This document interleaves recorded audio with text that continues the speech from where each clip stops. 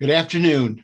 I would like to welcome all of you to our viewing of the 2021-2022 Hitchcock Lecture entitled Time, Einstein, and the Coolest Stuff in the Universe.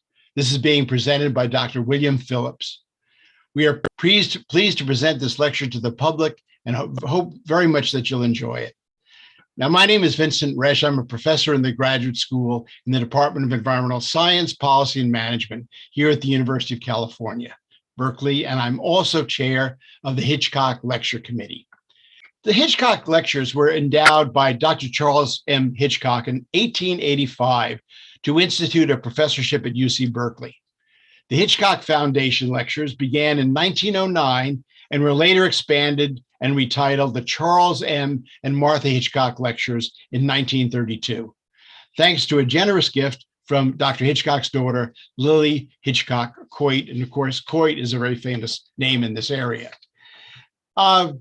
Biochemist Linus Pauling, astrophysicist Stephen Hawking, and oceanographer Sylvia Earle are among the many distinguished scholars who have served as Hitchcock professors in the more than a century since the lectures began. I'm very pleased to now be able to present to you Dr. William Phillips, our Hitchcock lecturer for this semester. Dr. Phillips received a BS in physics from Juniata College in 1970 and his PhD from Massachusetts Institute of Technology in 1976. After 2 years as a Chaim Weizmann postdoc at MIT, he joined the National Bureau of Standards to work on precision electrical measurements and fundamental constants. There, he initiated a new research program to cool atomic gases with laser light. He founded the National Institute of Science and Technology, which of course is the successor of the National Bureau of Standards, Laser Cooling and Trapping Group, and later was a founding member of the Joint Quantum Institute, which is a cooperative research organization of the National Institute of Standards and Technology and the University of Maryland. Now, this institute is devoted to the study of quantum coherent phenomena.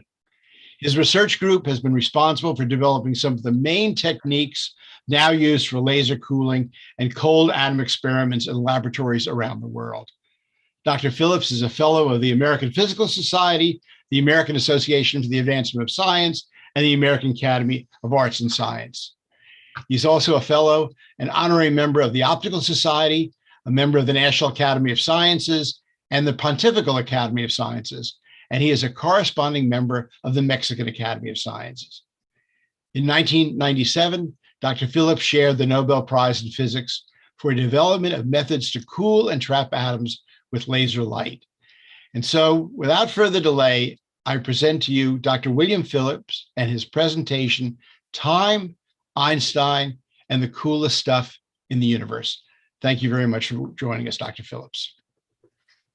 Thank you very much for that very kind introduction. Let's share my screen and let's hope that this all works.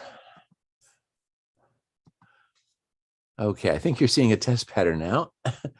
And there's the title slide. Okay, Time, Einstein, and the Coolest Stuff in the Universe. Well, as you've heard, I'm from a place called the Joint Quantum Institute, which is joint between the University of Maryland and the National Institute of Standards and Technology. And at NIST, I'm a member of the Laser Cooling and Trapping Group. And Gretchen Campbell is now the leader of that group. And the other members, Paulette, Trey Porto, Ian Spielman, Ida Tietzinga, Charles Clark, and Nicole Younger-Halpern, are the permanent members with whom it's my great pleasure and honor to work on a daily basis. The work that I'm going to be telling you about has been funded by a number of people over the years, mainly NIST, but the Office of Naval Research has provided crucial funding throughout the development of this work. And at the Joint Quantum Institute, we've had a Physics Frontier Center from the National Science Foundation. So we're very grateful to them. Now, one of the things I want to emphasize right at the start is that this lecture is only part of the story of laser cooling and ultra-cold atoms. As you've heard, I shared the Nobel Prize in 1997, and the people I shared it with were Steve Chu and Claude Cohen-Tanucci, and they have much more of that story to tell. But the fact is that there are research groups all over the world who are pursuing what I really consider to be an adventure in ultracold atoms. And some of the greatest work is going on right here at Berkeley. Ehud Altman and Norman Yao are doing theory relating to ultracold atoms. Hartmut Hefner, and I'm so pleased to say that Hartmut is an alumnus of our laser cooling and trapping group at NIST. Dan Stamper-Kern, Holger Mueller, and Holger is formerly worked with Steve Cho. So you see, we really have a kind of a community here in this cold atom business. Well, time, Einstein, and the coldest stuff in the universe. So what does time have to do with Einstein? Well, Time put Einstein on the cover of its magazine as the person of the century. And I really think that was a great choice because Einstein has done so many things that have really changed the way we think about the world and have changed our lives. All of these things, Brownian motion, the understanding of stimulated emission gave us lasers. Where would we be without lasers? Without general relativity, GPS wouldn't work. The photoelectric effect was the beginning of quantum mechanics, which dominates our lives. But probably the thing that Einstein is best known for is his theory of special relativity. With that theory, he changed the way we think about space and time itself. Before Einstein, people thought that space and time were like a fixed stage on which the events of the universe played themselves out. And what Einstein taught us was that space and time are actually part of the action, that the stage is not fixed. It depends on who's looking at it and what's going on, what the nature of that stage is. And part of that understanding is what is called the relativity of time, the fact that time changes depending on who's looking at it. And Einstein came to his understanding about the relativity of time in part by asking himself a question that I think people have asked themselves since the beginning of at least human time, and that is, what is time? What is this strange thing that is always the present but will soon become the past? Why is it that tomorrow is always a day away? And the answer that Einstein gave to that question might seem superficial to you. What Einstein said was, time is what a clock measures. And while that may seem superficial, by taking that idea seriously, Einstein came to his profound understanding about the nature of time. But if time is what a clock measures, then you may ask, what is a clock? Well, for me, a clock is something that ticks, something that gives you a series of events, a periodic train of events. The first clock is the rotating Earth. Now, ancient people didn't know that the Earth rotated, but they knew that the sun rose and set every day, and that set of periodic events allowed them to tick off days. When they became more sophisticated, they did things like make sundials, and they could measure hours. Much later, the story is that Galileo was sitting in the cathedral in Pisa, watching the chandelier in the cathedral swing back and forth. Apparently, the worship service wasn't very interesting, and he had better things to do. So looking at the cathedral and timing it with his own pulse, he discovered that the period of the pendulum was independent of how far the pendulum was swinging. What I don't understand is, with such an exciting discovery, how did his pulse rate stay constant? But nevertheless, he figured this out. And it wasn't long after that, Christian Huygens decided that this could make a clock. And tall clocks like this beautiful grandfather's clock, used this feature of the pendulum as being a very good ticker. There may be some of you who are still wearing wristwatches, and inside that wristwatch is a tiny quartz crystal shaped like a tuning fork, and the vibration of that quartz crystal is the ticker for this quartz watch. Well, some of these clocks are marvels of engineering and of art. This tall clock is one example.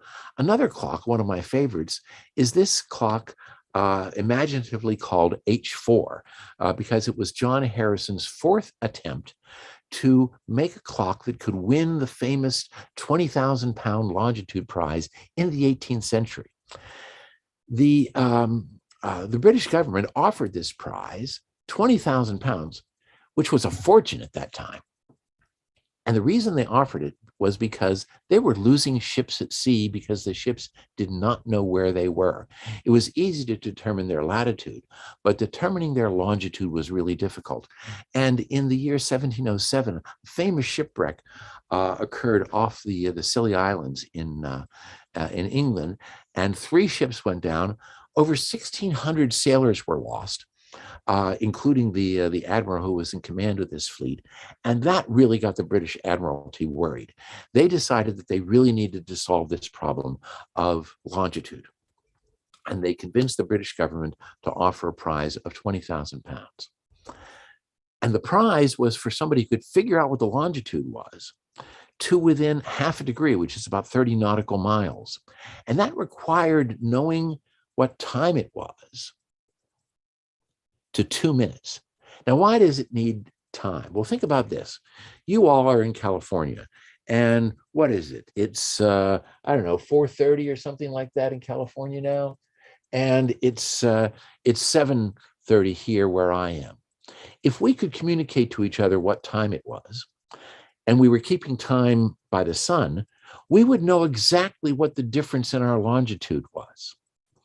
But in the 18th century, they couldn't communicate like that. The only way you could know the difference in the time between 2 different places was to carry a clock with you that preserved the time in, say, Greenwich.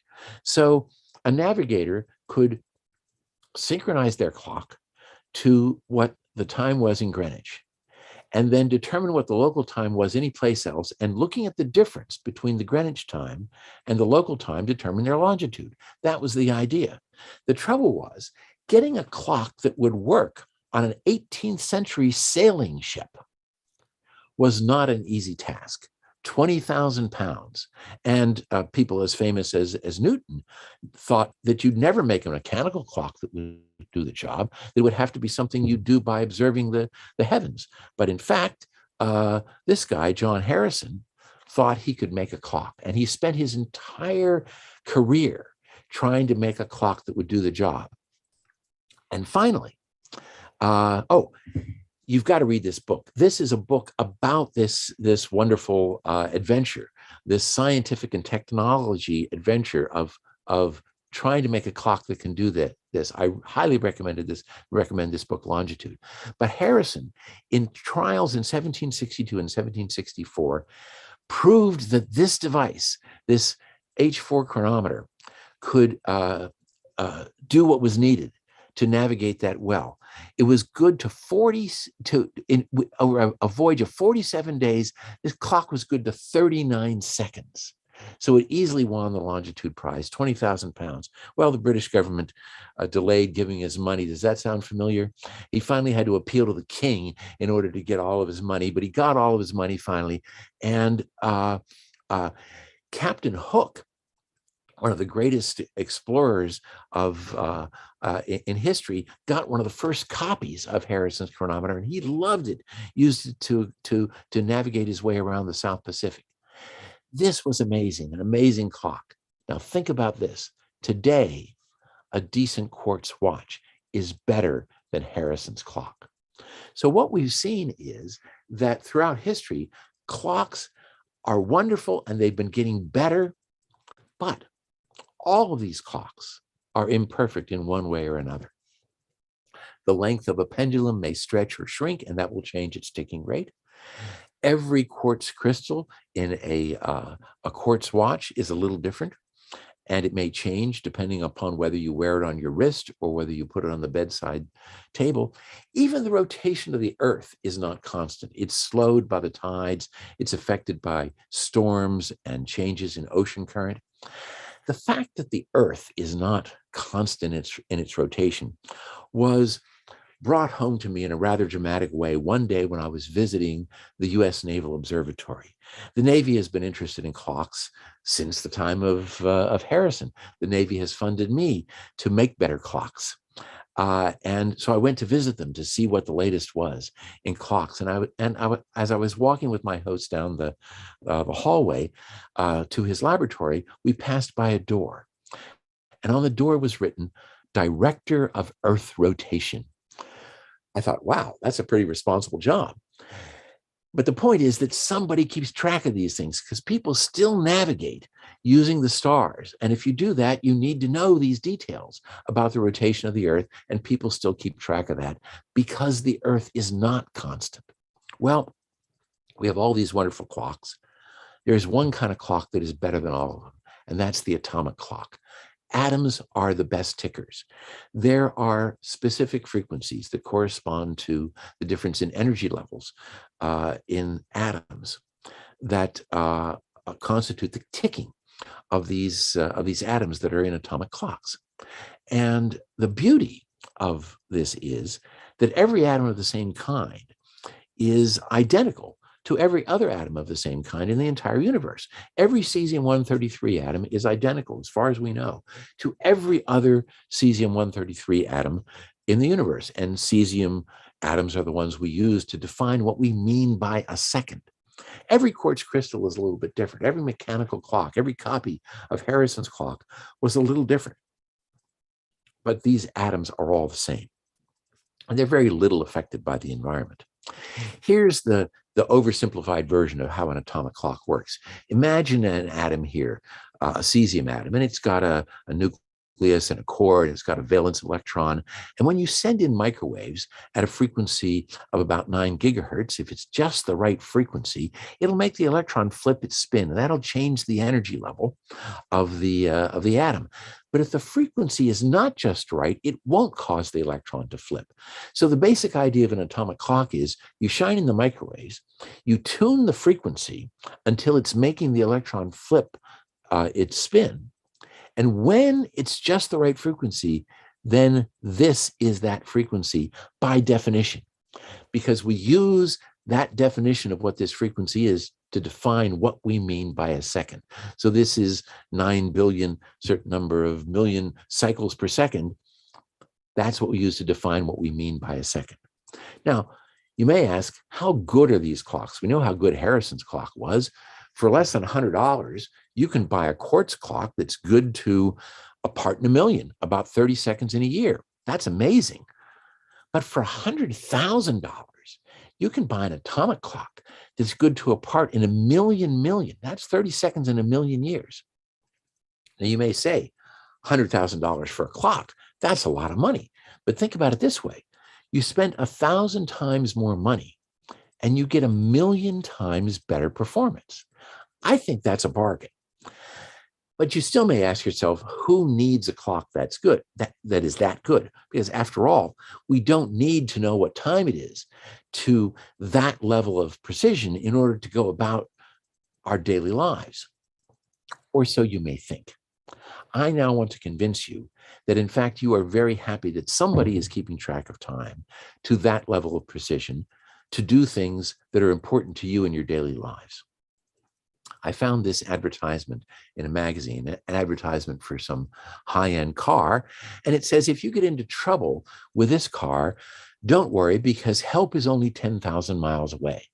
And the 10,000 miles they're referring to is the orbiting altitude of the satellites of the satellite navigation system that we call GPS, or the Global Positioning System.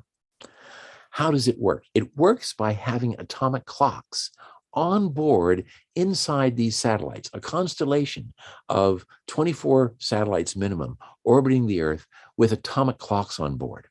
And here's how it works. So this is a cartoon. Here's a couple of GPS satellites. They've got atomic clocks on board. Here you are with your GPS receiver on the ground. Now, you don't have a clock, but for the sake of argument, let's imagine that you do. And all of these clocks are synchronized. And that's indicated by the fact that you see all these clocks are showing the same time. Now, the clocks are broadcasting information about what time it is, and they're also broadcasting information about their location, where they are in space. So as they broadcast that information, the information takes a certain amount of time to get to the receiver. And so when you receive information from a satellite, from this satellite, telling you what time it is, it tells you the time it was when the signal left the satellite. And now you compare that to the time it is on your clock when it gets received. And because you know the speed of light, you know how far away you are from the satellite. And because you know where the satellite is, you know you're somewhere along this surface. Okay, that's if you have one satellite. You got another satellite. And when you get the signal from that satellite, it tells you how far away you are from that satellite. So that means you know that you're at the intersection of this curve and this curve, so you know you're here.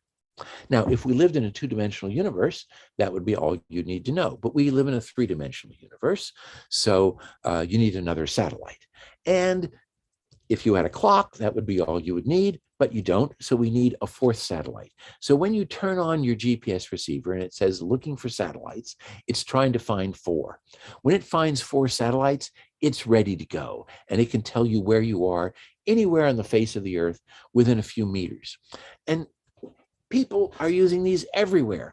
I use them just to find my way to the local car dealer. Taxis, delivery trucks, commercial aircraft and ships, military vehicles, even people are going hiking out in the wilderness, take these things with them. Golfers use it to figure out how far they are from the green. And Earth scientists can study continental drift using the global positioning system. It's that good. And it's all because of atomic clocks. So you care about time at that level. So now you may ask, what do these clocks look like? Well, I found another ad in a magazine once. It was an ad for an airline, and it said, recently scientists in Braunschweig, Germany set the atomic clock back 1 full second. And we've adjusted our schedules accordingly. Yeah, right. That airline, by the way, isn't in business anymore.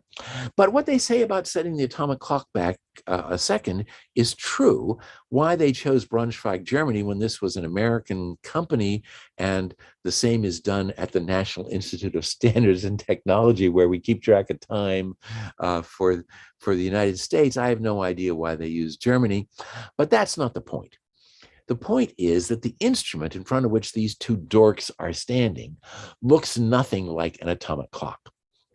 If you were to go to our laboratories in Boulder, Colorado, where we have the atomic clocks, and look at the best atomic clock from a few years back, it would look like this. This long tube that you see here is where the cesium atoms form an atomic beam, and this outside cylinder protects them from any magnetic fields that might be around. And if we look a little bit deeper into this to see how it works, we've got a cesium oven. It's just a can of metal, and there's cesium in there. It's heated up. The atoms evaporate from the metal and come out a little hole in the side, make a beam of atoms moving along here at more than 100 meters per second. Now, for the reasons that we talked about, each one of these atoms is like a little tiny clock. And it's a perfect clock because it's the thing that defines what we mean by time itself. And the atoms pass through a place where there's microwaves. We call it a microwave cavity. And what that microwave cavity does essentially is synchronize the ticking of the cesium atoms with the ticking of the microwaves. And then the atoms go to the other end of the apparatus and see the microwaves again. And what happens here is that the ticking of the microwaves is compared now to the ticking of the cesium atoms. And if they're a little bit off, then you make an adjustment to change the ticking of the quartz clock, because it's the atoms that are perfect. It's sort of like what would happen if you wanted to see whether your own watch was keeping the right time. You'd go online to www.nist.gov and you'd get the time.gov website, and you'd synchronize your watch to that website.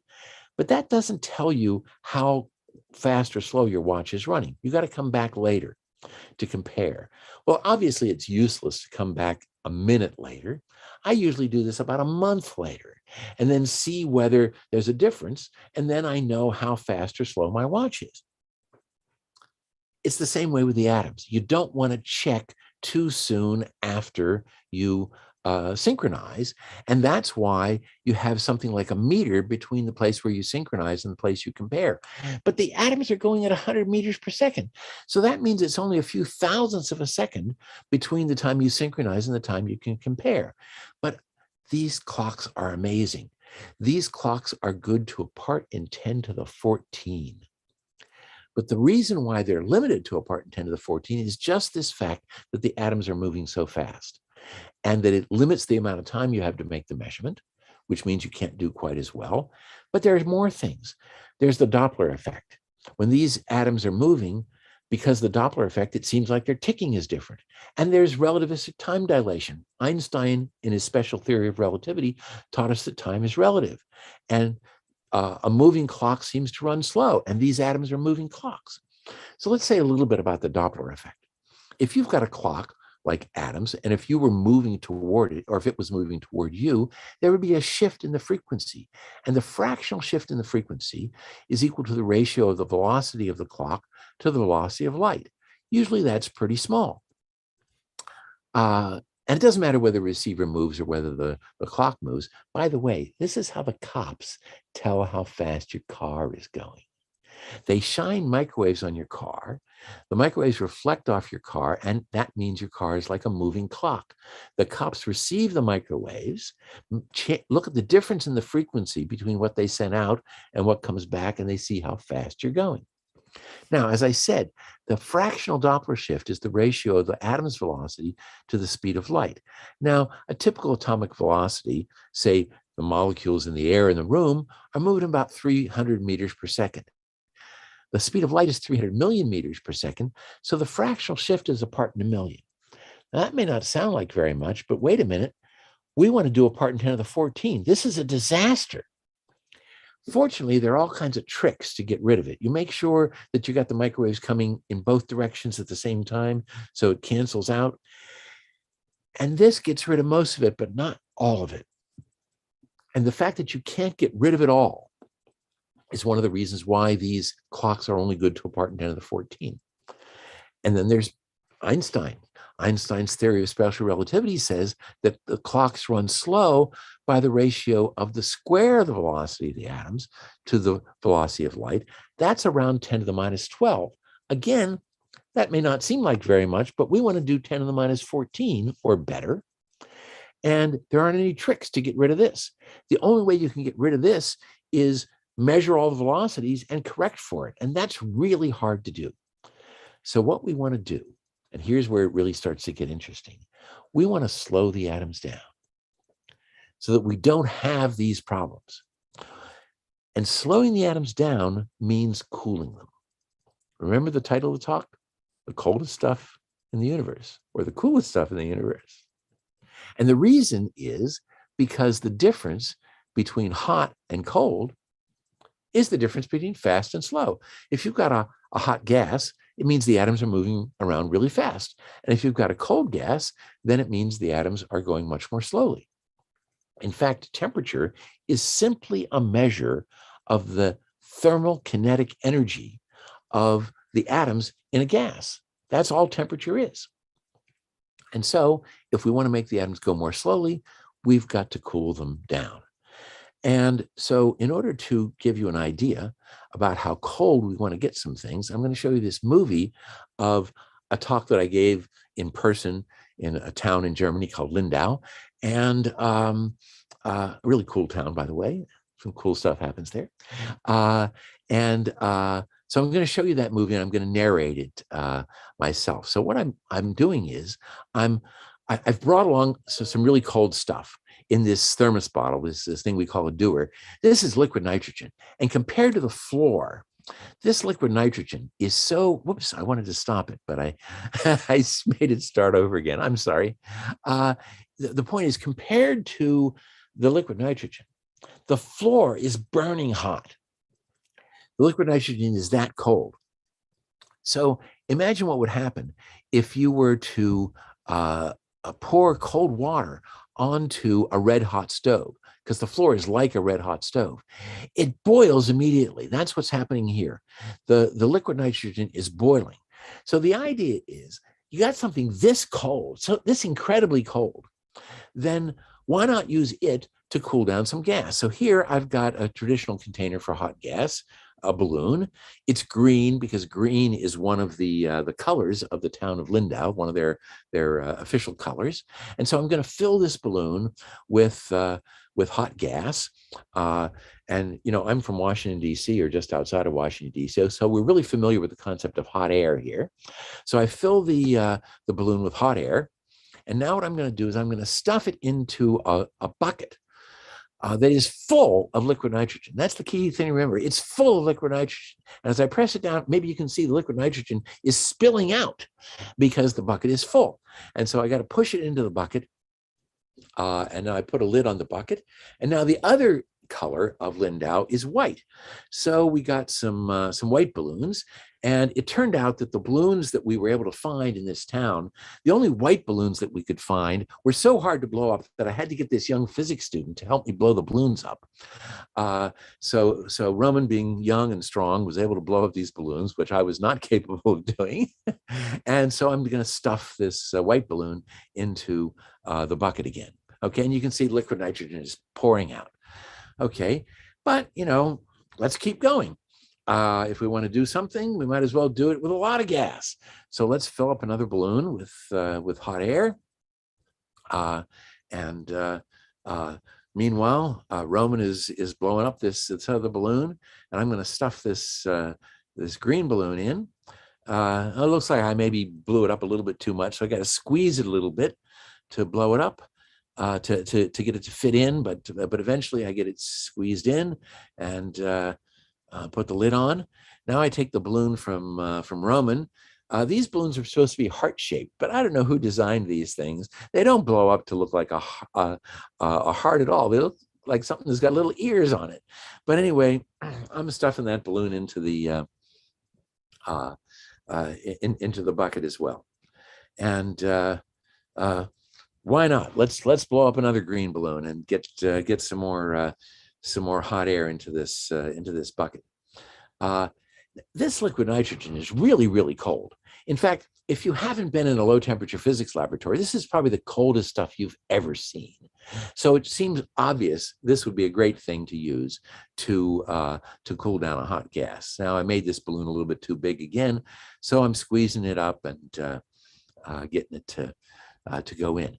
Now I decided, because I saw there were some kids in the audience, and I hope there's some kids watching today, that I really ought to say something about safety. So let me, I'll just let you listen to what I said. Okay. Actually, I should probably take a moment to say something about safety, because you're seeing us do all these crazy things up here on stage and you're wondering, wow, that really looks cool. I'd like to do that. No. I've been working with liquid nitrogen for 50 years. I get safety training on a regular basis. So if you want to do this, you get the safety training, you learn how to use liquid nitrogen, and you can do cool things like this too. In fact, if you're young and you think this is cool, and what could be more cool than the things that we're seeing here, then you should grow up to be a scientist and learn how to do all this stuff. And what scientists do is play with cool toys all day.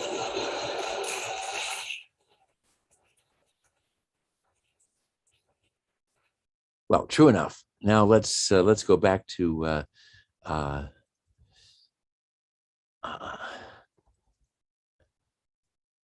stuffing the balloons in. So we'll take this last balloon, those funny little ears on it. Again, have to squeeze it and stuff it in. But we got 3 green balloons and 3 white balloons in there. But now what I want to do is to pause for just a moment and talk about how cold this stuff is. Cold enough that it boils when you pour it out on the ground, because the ground is so much hotter than it.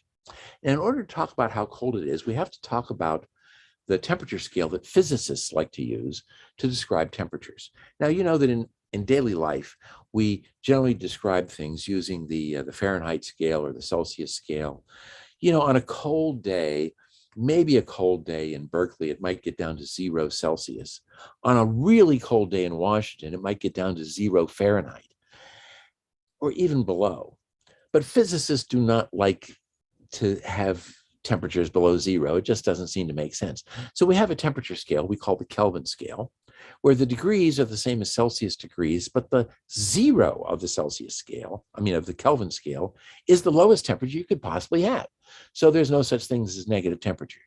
Well, it's a little bit of a lie, but let's just, for the moment, say that zero is the lowest temperature you have. That's true.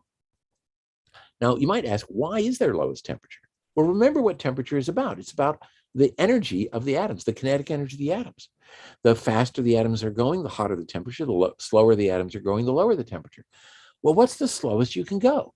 The slowest you can go is stopped. And so there's a lowest possible temperature when the atoms stop. Now, it turns out, because of things having to do with quantum mechanics and Heisenberg's uncertainty principle, the atoms never really stop. But let's just say that between us friends, that absolute zero is when the motion stops. So on this scale, room temperature is about 300 degrees. Let's talk about some cold stuff. Ice melts at about 273 degrees. That's 0 Celsius. A really cold, snowy day in Washington might be typically around 260 Kelvin. Ice cream in your freezer, probably 255 Kelvin. Dry ice, pretty cold stuff, 195 Kelvin. Antarctica, the coldest temperature ever measured for the air temperature in the Earth, anywhere on the surface of the Earth, was 185 degrees. Think of that, 10 degrees colder than dry ice, 185 degrees. Coldest temperature anywhere on Earth.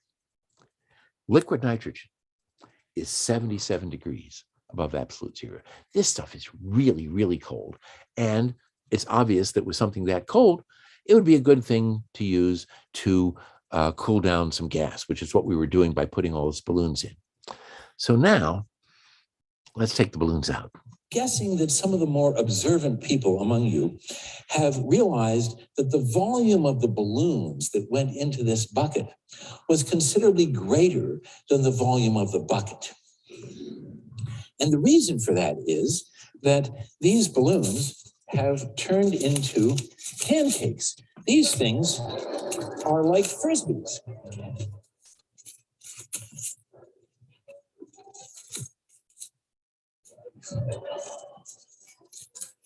So I think that was the sixth balloon that I put in here. They were green and white, right? You saw them come out. How many? What about red balloons? How about blue ones? How about red again? There's red again. There's orange. There's another orange one. There's a yellow one. There's another yellow one.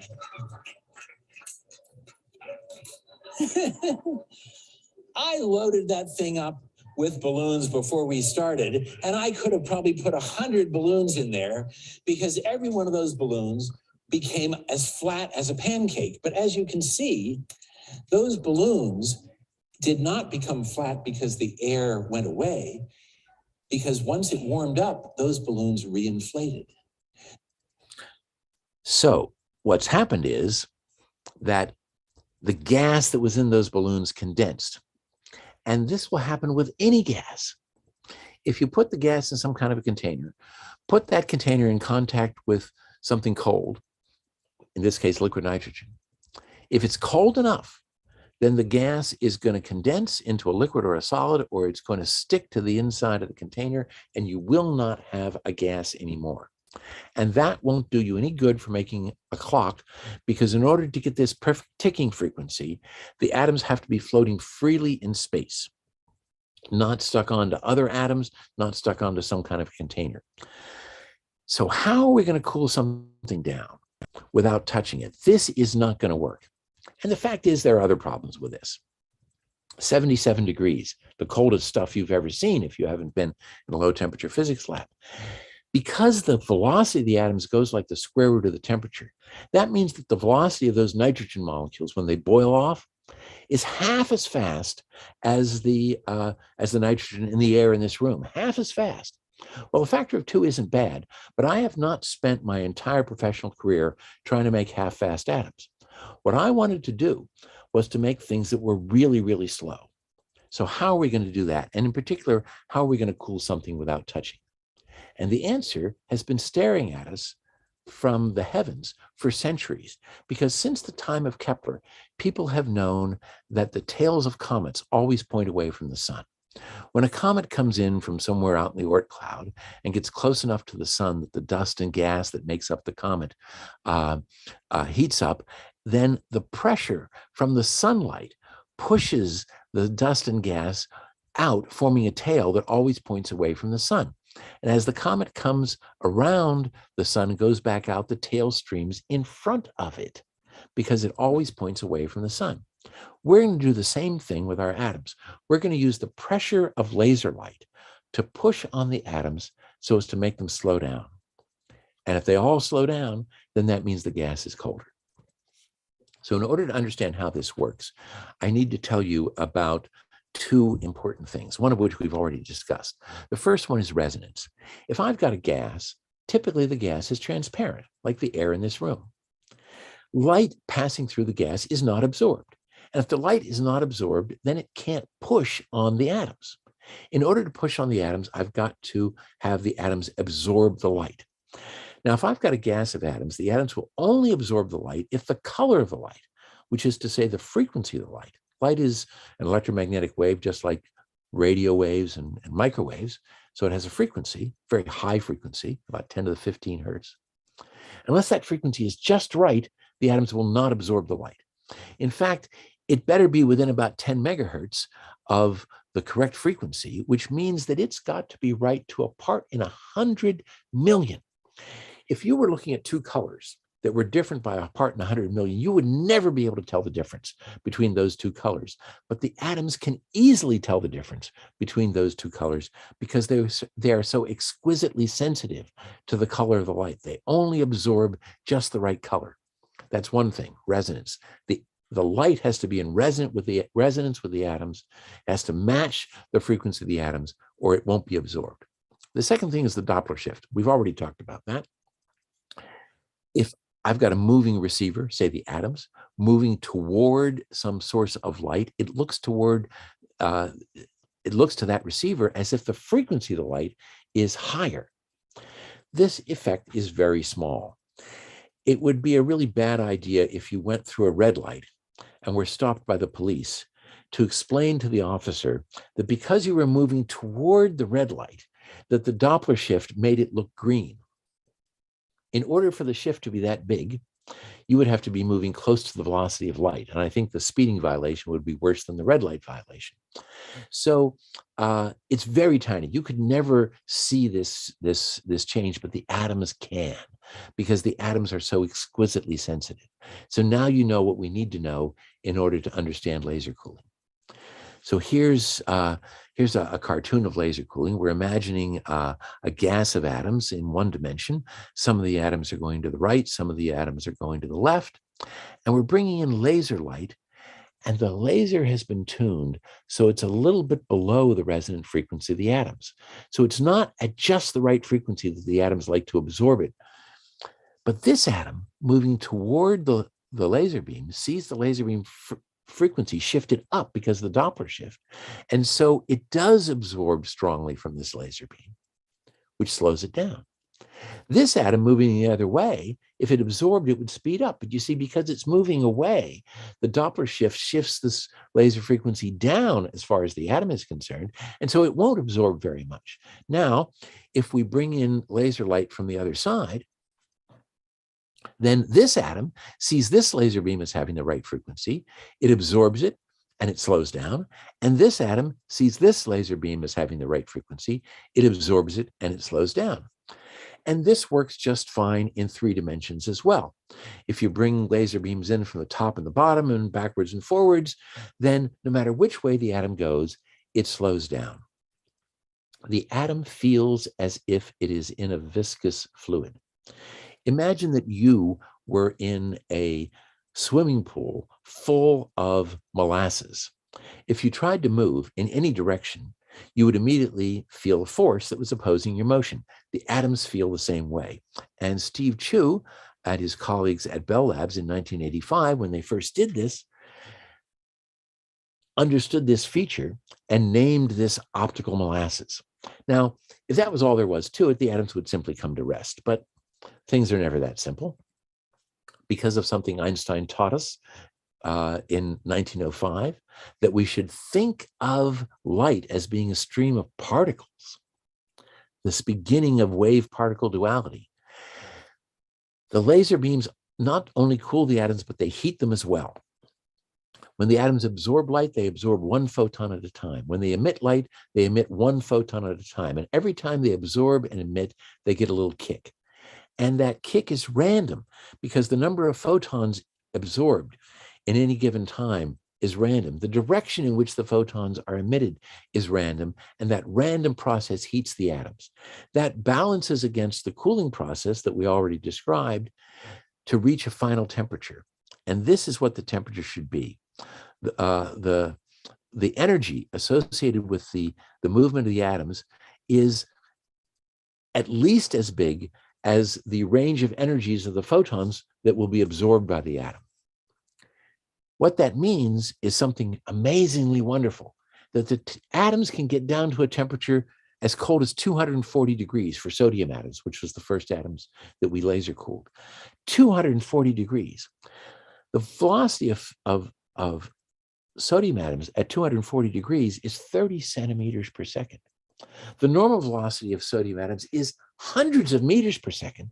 And now if we could laser cool them, they'd only be going at 30 centimeters per second. 240 microkelvin, 240 millionths of a degree above absolute zero. This is amazingly cold. So everybody got interested in it. Steve Chu was doing this at Bell Labs. We were doing it in Gaithersburg. Here is a picture of laser beams coming in from all directions onto a glowing ball of sodium atoms. This is about a centimeter across. It's got about 100 million atoms. And the question is, can we measure what the temperature is? Well, this is the method that Steve Chu devised. He said, let's start with the atoms in this glowing ball of sodium atoms with the laser beams on. The atoms are jiggling around with some velocity. We turn the laser beams off. No more molasses. The atoms are moving with whatever velocities they have. They sort of explode in all directions. We turn the laser beams on again after a few milliseconds, and the number of atoms that are left compared to the number of atoms that started tells us what the temperature is, because the fewer the atoms are left, the higher the temperature has to be. Okay, so they did that, and they got the temperature measured to be 240 microkelvin. Now, there was a big uncertainty because it's a hard measurement to make, but it was exactly what the theory said was the lowest temperature you could get. Well, we repeated those measurements a little bit later, doing exactly the same thing that they did, and we got exactly the same answer, 240 microkelvin. And other people in other places did the same experiments, and they got results consistent with the theory until we started to make some more measurements. We started to do things like measure how sticky the molasses was, and it wasn't working out. It was not behaving anything like what the theory predicted it should. And so Paulette said, hey, let's measure the temperature again. We didn't do a very good job of measuring the temperature before. At Bell Labs, they didn't do a very good job of measuring the temperature. Let's measure the temperature. So here's the technique that we came up with. We start with the atoms in the optical molasses. We turn the laser beams off. The atoms are going to drop because there's always gravity. At the same time that the atoms are dropping, they're expanding because of their thermal velocities. They get down to a place where we have another laser beam. When they get to that other laser beam, they light up, just like the other picture you saw, except now this one's separated by a little bit. And if you look at the number of atoms that hit here, which you learn by looking at the brightness that comes from here, and you look at it as a function of time, it tells you what the temperature is. So we did that. This is what it should have looked like if the temperature was 240 degrees. Now, I want to remind you, 240 degrees is the lowest temperature you can get. And this gray curve is what it would have been if the temperature was 40 microdegrees, 240 millionths of a degree above absolute zero, instead of 240 microdegrees. 40 microdegrees, given what our uncertainties were. In other words, we were measuring something that was 6 times colder than it was supposed to be. We felt like the devils in this cartoon who have seen something that is way colder than the environment in which they are. We had literally seen a snowball in hell. And we figured out 3 more ways of measuring the temperature just to make sure we weren't making a mistake. People in other laboratories thought we were crazy, so they repeated the measurements and found out that, yes, it was true. The temperature was way colder than what the theory allowed.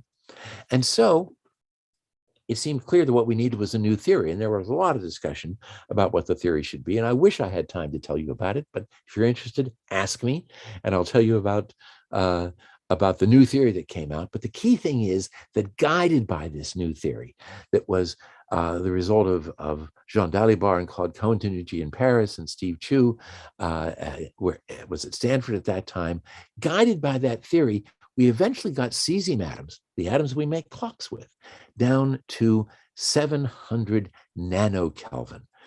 700 nanokelvin. Think about this. This is 200 times colder than what was expected for cesium atoms. Cesium atoms were supposed to go down to about 130 microkelvin. We got it down to 700 nanokelvin, so about 200 times colder than what was supposed to be possible. 100 million times colder than liquid nitrogen, which is the coldest stuff you've ever seen. 4 million times colder than outer space, the coldest natural temperature in the universe. So when I say the coolest stuff in the universe, yes, literally the coolest stuff in the universe.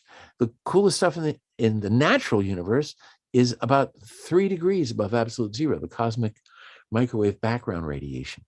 The thermal velocity of these atoms is 1 centimeter per second. This is what we were dreaming of. Cesium atoms, the clock atoms, 1 centimeter per second instead of over 100 meters per second. What kind of a clock can we make with this atom? Well, here's a reminder of what the old clocks looked like. We had a microwave cavity here. A meter away, we have another one. We shoot cesium atoms through here at over 100 meters per second. And because they're going so fast, the time between synchronizing and comparing is only milliseconds. And so it's really hard to measure. So now we've got atoms, instead of 100 meters per second, they're less than 1 centimeter per second. What kind of a clock can you make? And the answer is no clock at all, because the atoms drop like stones. If you've got something that is only moving at 1 centimeter per second, it's going to go almost straight down. And that's what the atoms would do. But fortunately, many years ago, a guy named Gerald Zacharias at MIT had the key idea. He said, what if we had slow atoms? And what if we launch those atoms up through the microwave cavity? And they go up a meter or a couple meters, and they come back down after a second or a couple seconds. And we'll have this really long time, and we'll make a really great clock. But it never worked for Zacharias because he didn't have slow atoms. But now we do. And in experiments that Steve Chu did at Stanford, that we did with colleagues in Paris, we made the first fountain clocks. And now those clocks are keeping time for the entire world. Here are Steve Jeffords and Don Meekhoff at the Atomic Clock Labs at NIST in Boulder, Colorado. They cool cesium atoms down to below a microkelvin. Here, they toss them up in the vacuum. They come back down after a second. And these clocks are good to about a part in 10 to the 16. That corresponds to 1 second in 300 million years. But what if you want to make these atoms hang around for even longer than the 1 second you get by tossing them up a meter and having them come down? What if we want to put them in a box, in a container? What kind of a container would work? Well, you can't use a hot container because it would heat the atoms up. You can't use a cold container because the atoms would stick to it. You can't use any container at all that's made out of material. We use a container that's made out of magnetic fields. And this little demonstration illustrates that. This thing is a spinning top, and this is a spinner, spins it up. This is a big magnet, and the magnet pushes up on the top to keep it held in space without anything touching it. So let's run the movie. So we're spinning it, And now I'm going to lift it to the point where the vertical force of the magnetic field cancels out gravity. And then this thing floats. And these middle school students were impressed. And I passed my hand under it to show that there's nothing holding it up. And this is actually how we trap our atoms, because our atoms are like little tiny spinning magnets, just like this thing. But then I say, well, any magician can levitate a woman and then pass a ring around her that carefully avoids the wires that are holding her up. But you never see a magician do this. You see, there's nothing holding this thing up. This is the real deal. This is being held up by a magnetic field, and that's how we hold up our atoms. Now, that was the toy version. Here is the actual atoms. This is a ball of cesium atoms about 2 millimeters across, cooled down to about a microkelvin, and it's bouncing around in this magnetic trap because we release it a little bit off center so that it bounces around. And you notice that as time goes on, it fades out, and that's because the vacuum isn't perfect. So we get some more atoms in there. They fade away after about a second because of the imperfect vacuum. And so that was the first experiment that we did with this particular magnetic trap. We learned how to make the vacuum better. We learned other ways of trapping. Steve Chu made the first optical trap. We made the first optical molasses. Dave Wineland in our labs in Boulder, Colorado, trapped single ions. Hartmut Hefner here at Berkeley is also trapping charged atoms, ions. Junyi in our Boulder laboratories traps strontium atoms and looks at a transition in the optical region of the frequency spectrum, close to 10 to the 15 hertz, and makes a clock that is good to 2 parts in 10 to the 18. And Dave Wineland, looking at a single aluminum ion, does better than a part in 10 to the 18, 9 parts in 10 to the 19. This is better than 1 second in the age of the universe. This kind of quality at a lab like the National Institute of Standards and Technology, an agency of the United States government, this is what we call close enough for government work. And it doesn't stop there. My colleagues out in Boulder, at NIST in Boulder, have done even better with these strontium atoms, 8 times 10 to the minus 21. This means they can tell the difference in the gravitational redshift that Einstein predicted in the 1920s for a height difference of less than 1 millimeter. Well, trapping atoms has opened up all these exciting avenues, including things besides great clocks. And Einstein, again, it offers another connection to Einstein with another way of cooling things. It's a cooling system that you already understand very well. If your coffee is too hot, you blow on it. What's happening?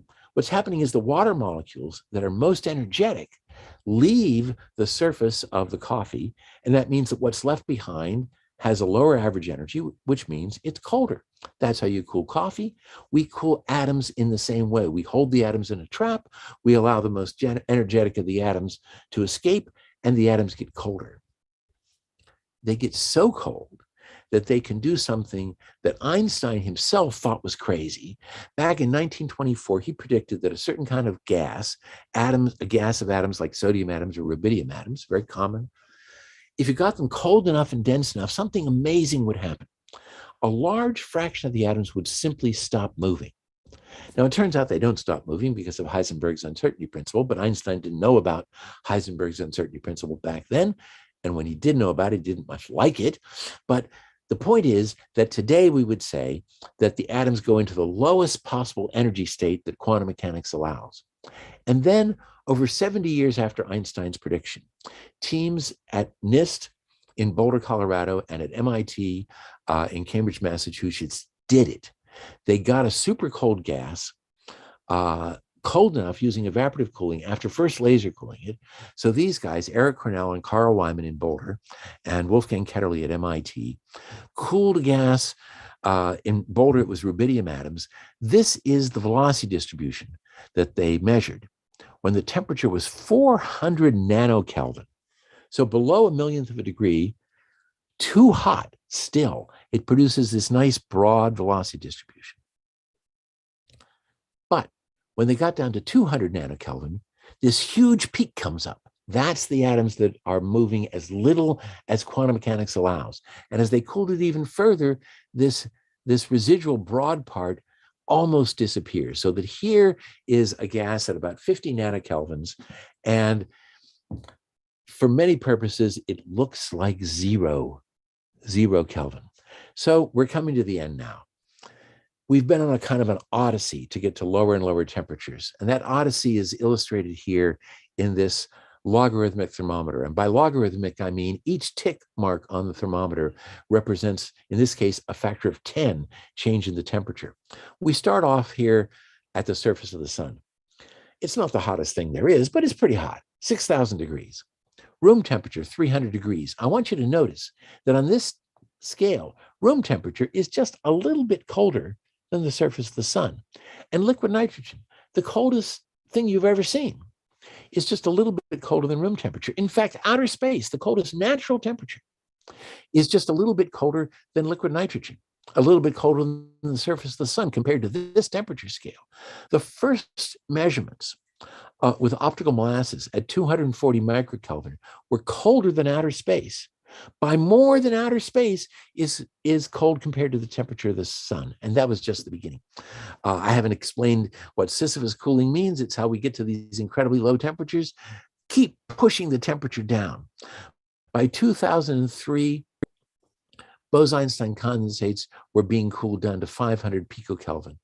Recently, getting a couple of seconds of near zero gravity in a drop tower, these guys over in Germany have gotten down to 38 picokelvin. But we're hoping that with experiments in space, we're going to get down to 1 picokelvin. Where we are right now is 1 trillion times colder than room temperature. And Holger Mueller is looking forward to doing these experiments in space with these really incredibly cold atoms to do things that we just can't imagine doing on Earth. Well, what has all this given us? The best clocks in national laboratories all over the world. They're using laser-cooled atoms to keep time. Those atoms are being used to improve our ability to do navigation and just beginning to improve our ability to measure what's going on with the gravity field on the Earth. We're using these atoms to test whether the fundamental constants are really constant. And people like Holger Mueller are using atom interferometry to measure things like the acceleration of gravity or Newton's gravitational constant and other fundamental constants, which relate to the next talk, tomorrow's talk, which is partly about the new definition of the kilogram. Doing atom interferometry is one of the ways in which we can now define the kilogram. How does that work? Come tomorrow and find out. Quantum computers. Oh, I'd love to spend an hour telling you about quantum computers. These things are so amazing. Quantum computers are more different from your high-end laptop than that laptop is from the ancient abacus. That's how amazing these quantum computers are. And a lot of those quantum computers are being made with laser-cooled atoms. And things that we haven't even thought of yet. Maybe some of the young people who are listening today will be the ones who figure this out, the most important and most incredible things. Here is a picture of some of the young people who have joined us a few years ago to pursue this adventure of cold atoms. There are people from all over the world, from all over the United States. I just want to point out Trey Porto and Ian Spielman, Gretchen Campbell, and Paul Lett, who are permanent members of the laser cooling group. And so we come to the end, but it's not really the end because there's always something new to learn. Thank you very much. Thank you very much, Bill, for a wonderful lecture. I hope we've all enjoyed it. And one of the weird things about these times is that Bill and we actually cannot see anyone in the audience. What we can see is there is a spreadsheet with questions, and I very much encourage you to put your questions there. Bill, while you're all thinking about the questions to ask, let me ask a first one, though, because I was just amazed to hear firsthand this incredible story of a problem started hundreds of years ago, perhaps with the longitude problem, gearing up in your own work towards the discovery of laser cooling, right? What is it like to see that you're edging closer and closer to where you want to be? Is there a moment of, yes, I figured it out, or is there a slow reduction of doubt? How is it like? Yeah, so, I think a lot of people have this idea that science advances through eureka moments. And it's true to some extent. But my experience has been that it's a lot of really hard work where finally you have figured out what's going on and you can then move on to the next stage. So for example, take the low temperatures, which was really a revolutionary discovery, the fact that the temperatures were not what the theory had predicted. When we first saw that, our first reaction was, oh, we've done something wrong. We'd better figure out what we're doing wrong. And so we devised all these experiments to try to figure out what we were doing wrong.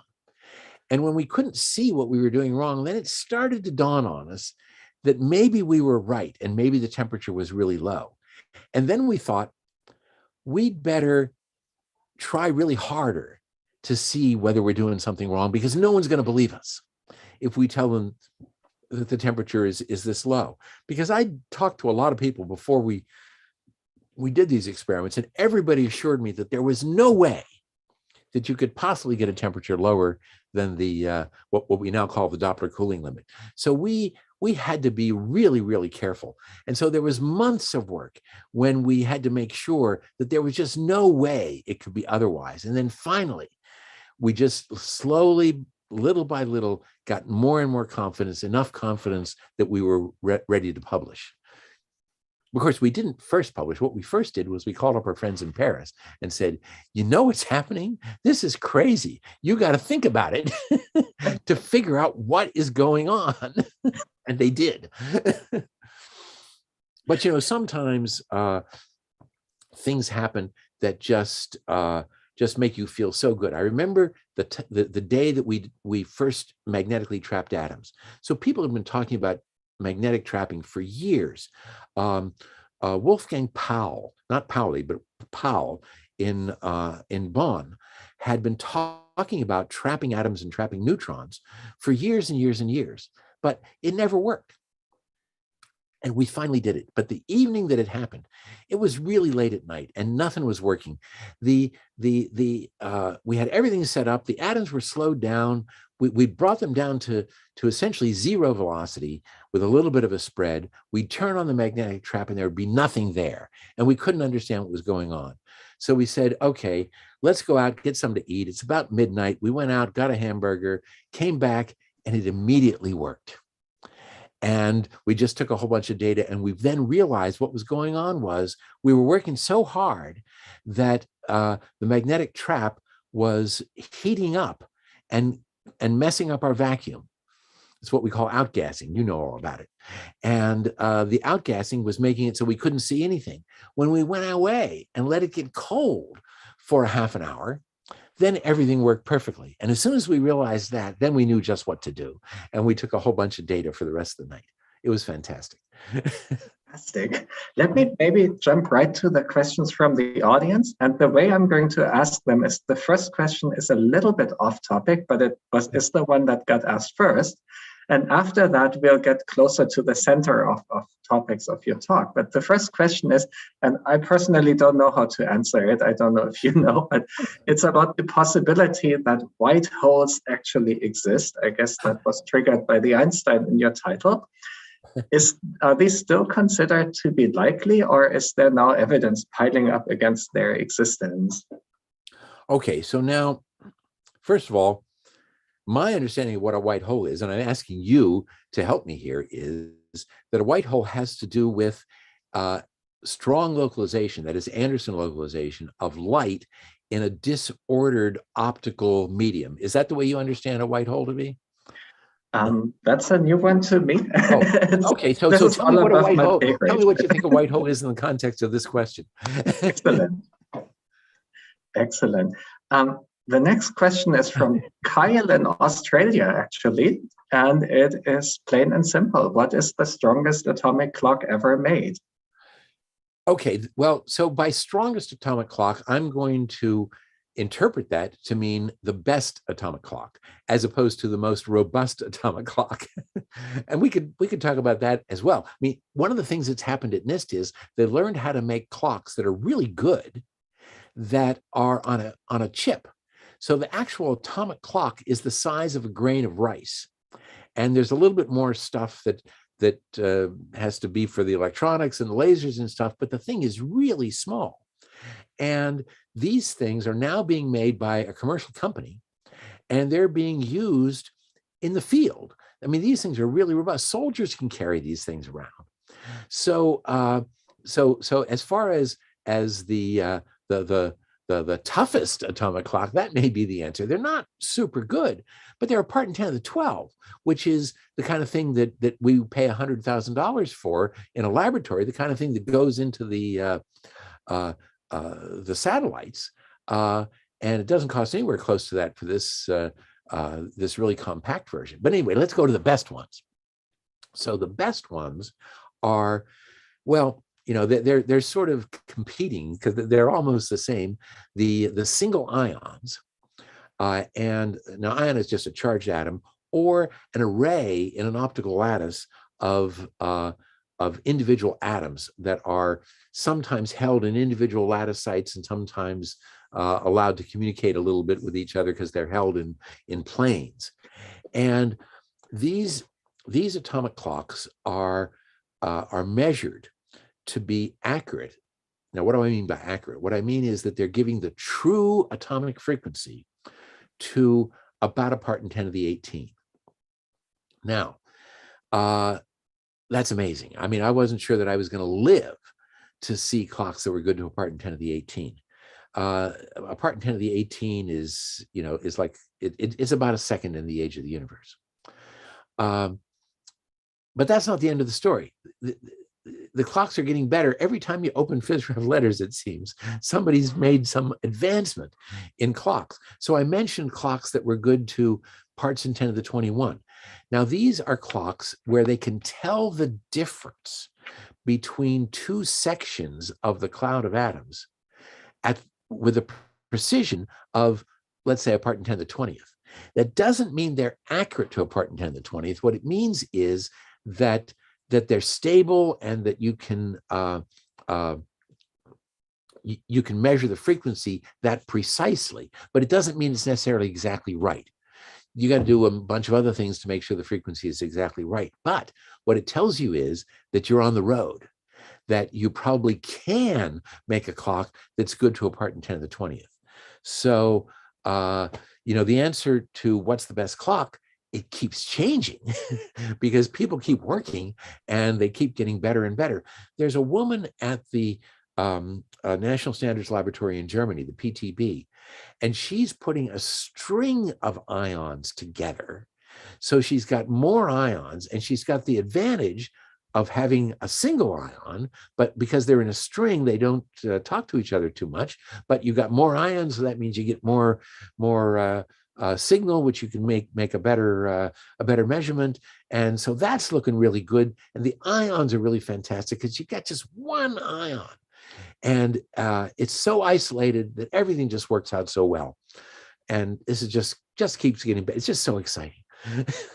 It's amazing, right, to see what the field of cooling atoms has made possible. So among the questions that I see on my screen, I'm gonna pick a few from there's a few that I think are asked by grad students. So dear grad students, I apologize, but I will ask the questions asked by non-grad students first, because the next one is, how cold actually does the universe get at the end of inflation? That's again one of those above my pay grade, but maybe you know something about that. I don't know what the temperature is at the end of inflation, but I'm pretty sure it's still really, really hot. And I say that because the thing that I do remember is that about 400,000 years after the Big Bang, and inflation happens really early, okay? So the 400,000 years would be the same whether I said it was after the Big Bang or after the end of inflation, because the inflation happens quite early. That 400,000 years is when the universe has cooled down enough that the plasma that you had, which was mainly protons and electrons, is cold enough that you can form atoms.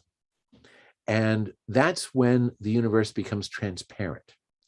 So when we look back, which we do by having telescopes that can look further and further away, it's like looking back in history. And this James Webb telescope that just went up is going to allow us to look further and further back. When we look back, the furthest we can look back is to about 400,000 years after the Big Bang, because after that, the universe was opaque because it was this plasma of charged protons and charged electrons, and light doesn't get through that kind of a medium. So only when things got cold enough that the thermal energy was lower than the energy required to pop an electron off of a hydrogen atom, when the thermal energy got lower than that, then you could form hydrogen atoms, and then the universe is transparent, as most gases are. But a plasma is a gas that is not transparent. So I don't know what the answer is, but it was really hot. Yeah, that's also what I remember. Let's move to more. Here's actually one by Joseph Robinson from South Australia. There seem to be some people from down under here. Is it possible to get a miniature atomic clock? Yeah, and the answer is yes.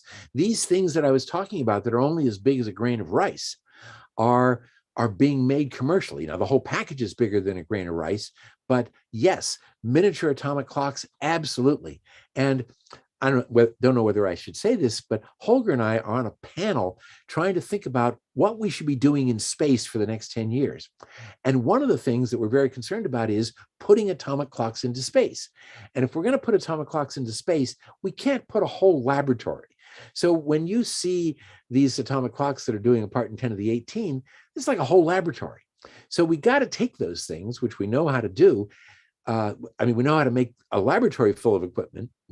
We got to make that into a compact package. It might not have to go down to a grain of rice, but it probably has to go down to a package that looks something like this. And so not only do we have miniature atomic clocks, we're working all the time to make the better atomic clocks smaller. So, but this is what always happens: smaller, better. This is the way technology has progressed for a long time. Look at your computers. Think about what computers were like when I was a boy. They filled a whole room, and they weren't as powerful as your watch, let alone your cell phone. And now we have these things that, it's just, it's that big, and it's an amazingly powerful computer. Well, that's the way it's going to go with atomic clocks. I have no doubt at all. Cool. Here's one that might actually be asked by a grad student. But it's a nice one. What are some things that can become possible if we cool to 1 picokelvin? And that's from Pra in Berkeley. Yeah. Well, actually, I should make you answer that question, because I think you're one of the people who's going to make the best use of a cloud of atoms at 1 picokelvin. The beauty of 1 picokelvin is that the atoms will not spread out very much as you just have them sit there. Now, the trouble is, if you were doing this on Earth, the atoms, sure enough, wouldn't spread out very much, but they would fall like rocks. But if you're in space, then they don't. So why don't you say a few words about what you would like to do with a 1 picokelvin cloud of atoms? I cannot do better than you will, but I will say exactly, it's about spreading out. So on the ground, experiments with atoms are limited in 2 ways. The first thing is they fall to the bottom. That problem is gone if you go to space, as for obvious reasons, right? But the other problem is, even if your sample doesn't fall, it still spreads out thermally. So we're talking microkelvins. Microkelvins means the atoms move so slow that you can work with them conveniently, maybe for 1/10 of a second, maybe for a second. Then we've been talking about nanokelvins. That means 30 times slower. So now you can work with them for a couple of seconds. But at a picokelvin, theoretically, if all the other technology improved as much as we need to, we could work with them for minutes. And now I think It was, oh, that's the light. So if you ever go to Berkeley, make sure they don't install the motion sensor lights. Anyway, I just wave my hands. We have them at Maryland as well. Exactly. One of the mantras of this day and age of quantum information is keep the quantum state alive. An atom at a picokelvin in a spaceborne laboratory would keep the quantum state alive much longer than what we can do now on Earth. That would be one answer. But I think though they really want to hear from you and not from me, they can do that any day. So let's switch to the next one. Could one use a strong enough magnetic field to cool atoms? Okay. So we often use magnetic fields in the process of cooling the atoms, but it's not the magnetic fields per se that do the cooling. And sometimes when we do use magnetic fields directly to cool atoms, it's not by making them strong, it's by making them weak that we get things cold. So let me explain what I mean. One of the ways in which we start to cool atoms is we start with an atomic beam of atoms, and they're going really fast, maybe 500 meters per second, sometimes 1,000 meters per second, and we have to slow them down. And we slow them down, atoms are moving this way, laser beam going this way, the atoms absorb the laser beam and slow down. Now, the trouble with that is that after they absorb a few hundred photons, they haven't slowed down very much. They have to absorb tens of thousands of photons to slow down enough to be useful to us. But after absorbing just 100 photons, they've slowed down so much that the Doppler shift takes them out of resonance with the laser beam. We can use a magnetic field to compensate that effect, and this thing is called a Zeeman slower or a Zeeman cooler. And that allows us to get the atoms down to the place that we can start to use some other tricks, like bringing the laser beams in from all directions, and we do that. Then one of the things we do, and we don't always do the same thing, we can then dump those atoms into a magnetic trap after we've cooled them off. Now they don't heat or cool because the magnetic trap has this wonderful feature that it is what we call benign. It doesn't heat the atoms up. It doesn't cool them either, but it means we can keep them for a long time and they will stay cold as long as we're reasonably careful. But here's the beauty. If I make that trap weaker, then the atom cloud will expand. And in the process of expanding, it will cool down. You might have heard the term adiabatic expansion. If you, let's say you've got some kind of a spray can and you spray the stuff that's inside the can, it's cold when it comes out. That's because it's compressed inside the can. When you let it out, it expands, and that process of expansion cools it down. It's because, in a sense, the energy of the atoms is used to push against the thing that's expanding, and it does some work on it, and that reduces its energy. But, study thermodynamics and you'll understand it all. And that adiabatic expansion allows us to cool the atoms even more. And you know what? It's going to work even better in space. Well, there's a trick that we use that's almost like adiabatic expansion. It's not going to make any sense. It's called delta kit cooling, just to to not tell a lie. It's almost like adiabatic expansion, except it works faster. And it gets the atoms really, really cold, but by making things weaker, not by making them stronger. Great, let's move to the next one. So I see that there are 4 more questions right now. Maybe we'll get through them, maybe we won't, right? And maybe there will be more questions by the time we're done. They can come tomorrow. Exactly. So Caleb, also from Australia, asks, is it completely impossible to make an atom to stay completely still? Okay. And the answer to that is yes, it's impossible to make an atom stay completely still. And the simple answer is it's because of Heisenberg's uncertainty principle. Now, what does Heisenberg's uncertainty principle tell us? It says that the uncertainty that we have in where something is times the uncertainty we have in its momentum. What is its momentum? It's mass times its velocity. So basically, it's the uncertainty in the velocity.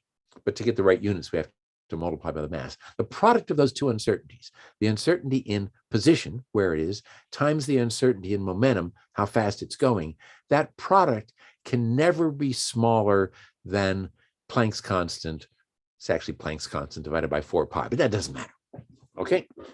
So in other words, that's the smallest number that that product can be. Now, let's say that the atom was at rest, exactly at rest. Then that would mean that we would have zero uncertainty in where it is, because I've got to have the product of the uncertainty in the velocity times the product times the uncertainty in the position. The product of those two uncertainties has always got to be bigger than this quantity Planck's constant. So if one of the uncertainties is zero, the other one better be really big, really big. It has to be infinite, and it can't be, because our atom is somewhere. Okay, we know that it's inside our apparatus. We know that, usually we know that it's inside a trap.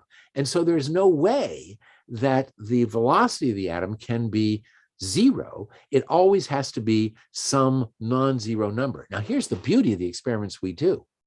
We routinely get that uncertainty in the atom's velocity to be just what Heisenberg said the minimum uncertainty could be. So the fact that we actually get them to be the minimum possible, that's astounding. I mean, when I started doing this, that was a dream. Nobody imagined you could do that. And now, because of people like Eric Cornell, we do it routinely. Isn't that amazing? Those were the things that Heisenberg and Schrödinger 100 years ago thought of as the crazy predictions of quantum mechanics, right? Yeah. And they're routine now. Let's move on to the spinning magnet video that you showed. Yeah. And I love that, right? And Caleb, also from Australia, again asked, would it be possible to do this in a normal environment? And I read this as, how can I do this? Yeah. Okay. And the answer is yes, you can do it in a normal environment. This is something you can do. Okay. So I'm going to go to that. Now, can you see the video? Right now we can see you. But okay. Oh, darn it. You see, I'm just wondering whether I can. Okay, I can't. I've got to see. I want to show the video. So I now see the video on my screen. Unfortunately, I'm not sharing it anymore. So I don't know how to change that. I'm trying to do it right now, and I'm hoping. Trouble is, I'm doing it blind. Okay, look, I'm just going to keep. I'll talk while I'm doing this. The thing that I showed is actually a commercial toy. It's called a Levitron. Now, I'm not sure you can still buy it, but you can get it on eBay. And so all the things you need to do this, you can find on commercially. And now I understand that there are new versions of it being made. Okay, I'm soon gonna get to show your thing. Oh dear. Okay, almost there.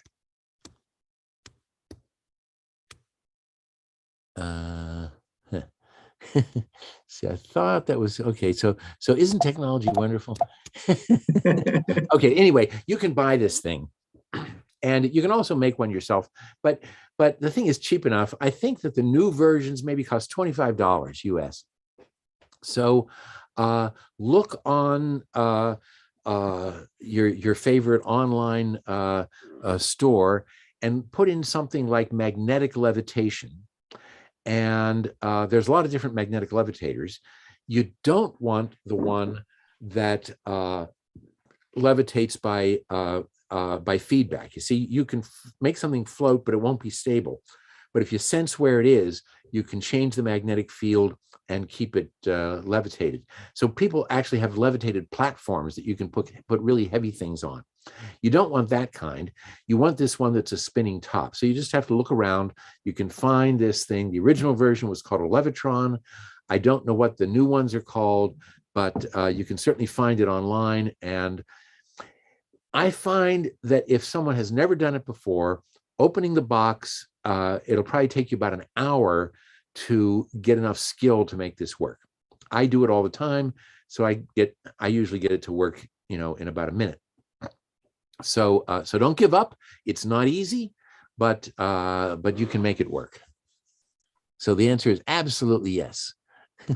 And There are two questions about fundamental limitations, and I'm going to ask them all at once to make it harder for you. The first is about the limitations on the accuracy of clocks. One estimate is that it takes 10 to the negative 24 seconds for a photon to cross a proton. That's a fundamental limit on clocks. And the other is, do you think that femto or even attokelvin will become possible? Yeah, so I don't see any reason why the time that it takes a photon to cross a proton would have anything to do with the fundamental accuracy of a clock. In fact, what you want to get high clock accuracy is long times, not short times. So typically when you make a clock, the quality of the clock is something that is seen after you average for a very long time. And what you hope is that during that very long time that you average, something else doesn't go wrong, which it always does. And so it's those things that are the things that limit how good the clocks are, is the things that are constantly going wrong that you have to control in your laboratory. So let's say that the temperature of your laboratory changes by a tiny bit. It turns out that shifts the clock. So you've got to start controlling the temperature of your laboratory to millidegrees. Now, we never thought when we started this thing that that was going to be an issue. In fact, when I first started working on this kind of stuff, it wasn't even something we thought about. We didn't even think about the temperature of the laboratory as being something that affects the clock. But now it's a really important feature. So it's taking care of all of those little things that that affect the accuracy of the clock. Now, is there something I'm forgetting, Holger? Would you like to chime in on this thing about whether there's some other fundamental limits to the accuracy of a clock? There is one which isn't as fundamental, certainly for us that are living on the ground, but that's actually the subject of the next question. So, well, maybe let's ask that now. Are atomic clocks affected due to the change in the Earth's velocity? Okay, and the answer is yes, and it's even worse than that. So,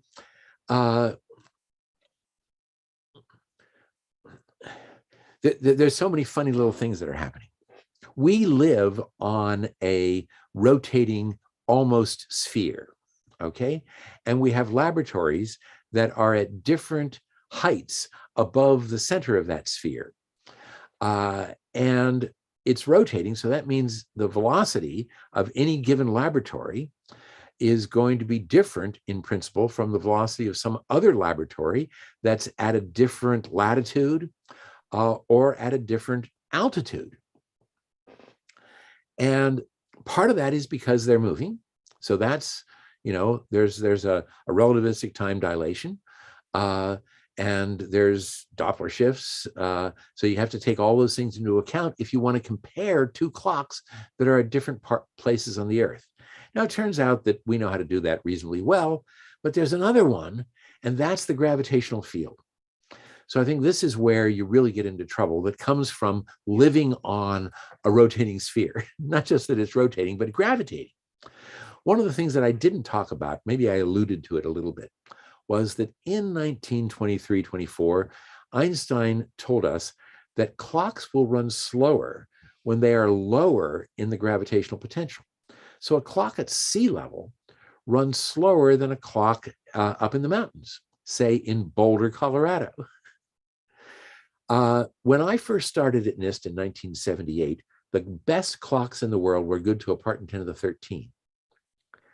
And there were those clocks, well, there was only one of them, and it was in Boulder, Colorado. If you had had a similar clock at sea level, then the ability to compare the two things would be at about 1.5 parts in 10 to the 13 for the two clocks. that was about the distance, the difference in the clock rate between sea level and Boulder was about 1.5 parts in 10 to the 13. So nobody worried about it because you couldn't possibly see it. Today, what you can see is less than a millimeter. And so that means that, I mean, of course, the reason is because clocks got so much better by many orders of magnitude. But what it means is we now have to worry about gravity in a way that we did not before. So somebody like Junyi in Boulder, who wants to compare his clock to somebody at a much lower altitude, let's say in Braunschweig at the PTB, or in Paris at I forget what the laboratory's called in France, but anyway, wherever those laboratories are, they have to account for the fact that the gravitational potential is different. And because the Boulder laboratories are right next to these mountains, and they don't know what exactly the composition of the mountains is, it's very difficult to make that correction. If you were probably in the middle of Iowa, maybe it wouldn't be so hard. But in Boulder, right next to the mountains, it's not so easy. Now, that doesn't mean they're not going to be able to do it, because we've got satellites that are measuring the gravitational field, and we can now use clocks to map out the gravitational potential. So all these things are being worked on. But now we got global warming, and the sea level is rising. And what does it even mean to be at sea level? I don't even know the answer to that question. But we're going to have to figure it out, because we have to define what we mean by time. And today we define time to be at sea level. But that definition was made when we weren't worrying about global warming. Maybe we're going to have to put our clocks in space. Maybe the reference point is going to have to be at one of these. You've probably heard of these Lagrange points, because this is where the James Webb Telescope is going. It's a place where Earth's gravity doesn't exactly cancel out the sun's gravity, but it cancels it out enough so that the Webb Telescope rotates around the sun at the same rate that the Earth does. So it cancels out sort of the extra change in gravity that the James Webb Telescope has, because it's further away. But anyway, the point is that these are very special points that are not going to be so sensitive to redistributions of masses on the Earth.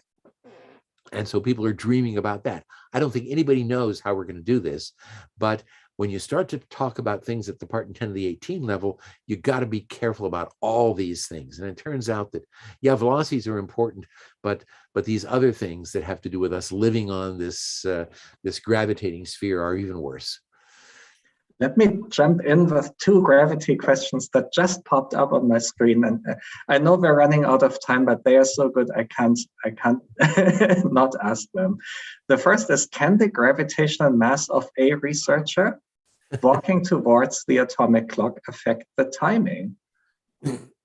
Okay, so that's a good question. And offhand, I do not know what the answer is. I could probably figure it out, but it would take me, a couple of minutes on the back of an envelope to figure that out. But one of the things I am confident of is that kind of gravitational field is something that can be sensed by atomic sensors.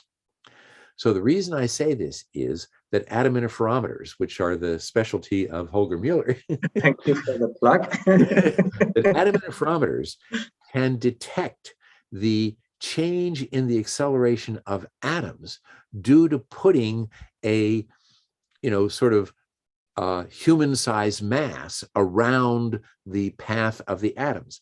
And groups, the one I'm thinking of is Tino's group in Italy, have done these experiments where they've measured the Newtonian gravitational constant, not quite as well as you can measure it by the more classic means, but getting close. And I know that Mark Kasevich thinks that he can do a whole lot better, and I think you probably can do a lot better too, and especially in space. So the answer is, yes, these things, you can certainly measure the gravitational effect. I'm not sure if it shows up directly on an atomic clock. I'd be surprised if it didn't at the level that the clocks are now. At the part in 10 to the 20th level, my guess is you can see that, but I'd have to do a calculation to be sure. And let's make this the final one, and it could be straight out of the NASA panel that you mentioned. If current clocks are so sensitive to gravity, could they be used to detect gravitational waves? Yes, and the answer is yes. And this is one of the things that I find so amazing. A couple of decades ago, people asked the same question, and the answer was no. And now the answer is yes. By the way, that was asked by Bill in Tallahassee. So you might have been observing the NASA panel, Bill. The one in Tallahassee, I mean now. Great. With that, one comment from the audience that I see here is great lecture. Thanks so much. And I cannot say it in any better words.